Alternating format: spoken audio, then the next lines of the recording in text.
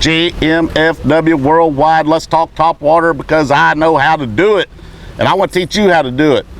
A lot of people are wondering, when do I pick up a walking style bait like the River2Sea Rover? I love it.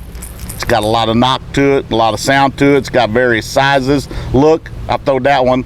Actually, somebody threw this one because I don't tie that knot, and that's a strong knot.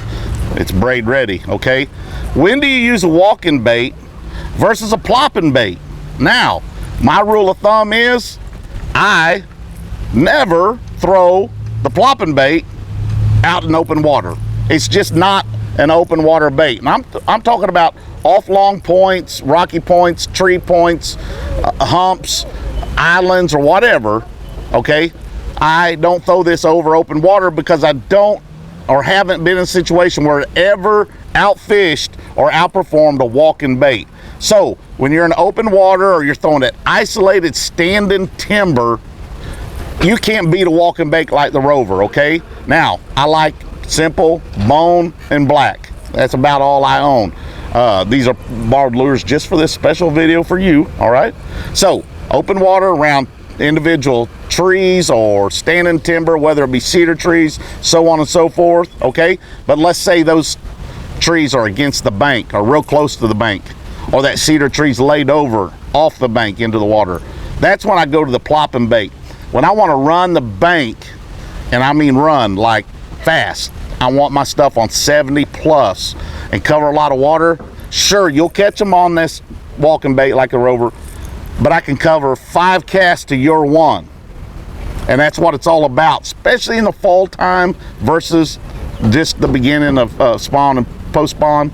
I can cover a lot of water, and I'll do it throwing down the bank and throwing at targets in shallow water with this more than this. Open water, out on long points and bluff ends and so on, walk. Bank, plop.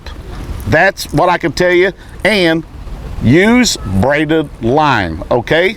Braid line floats, it keeps the bait up properly for you, and it's almost impossible to break.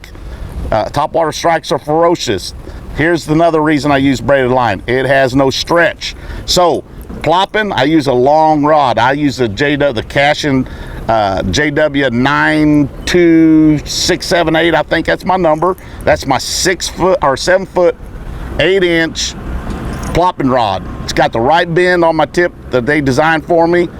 Braided line doesn't stretch, so instead of jerking ferociously like you do on other fishing styles, all I do is lean when I see my plopper and I know it's underwater. I just lean on it, and that rod, my Johnny Morris Platinum Series reel with 50 or 65 pound maximum braided line, does the trick. The combination is key, guys. If you're going out there and you're jacking around and you're throwing a real slow reel and a wimpy rod and you're throwing it on monofilament, you might hook 1 out of 5.